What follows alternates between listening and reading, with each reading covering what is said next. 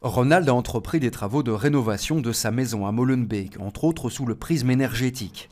Il comptait sur les primes Rénolution pour une partie du chantier, 45 000 € qu'il n'a aujourd'hui toujours pas perçus, et ce n'est pas sans conséquence. Les travaux, oui, ils sont en attente depuis 1 an et demi. On avait planifié de faire des travaux, on avait l'entreprise qui allait venir, mais comme on n'a aucune nouvelle, on n'a pas reçu les primes. On a arrêté, on a déplacé.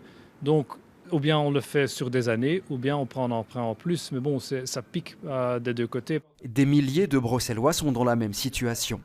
Les primes sont pour le moment bloquées sans garantie qu'un nouveau financement soit validé par le Parlement ou gouvernement en affaires courantes, comme le confirme Urban Brussels, l'administration en charge de l'attribution des primes.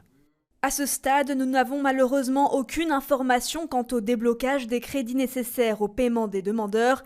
L'estimation du montant nécessaire à la liquidation de l'ensemble des demandes de primes est de 55 à 56 millions d'euros. Alors, Ronald s'est associé à d'autres personnes concernées pour tenter de faire bouger les choses.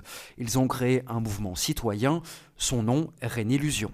On essaye de créer un trait judiciaire, donc on incite les gens à mettre en demeure Urban Brussels et à mettre plainte chez le Ombudsman. Pour cela, on a créé un site avec des modèles, parce que ça crée un trait judiciaire. Et si dans les 6 mois, il n'y a pas de réponse claire du Parlement sur le quand et le comment des paiements, là, on va commencer une action judiciaire collective avec les citoyens concernés.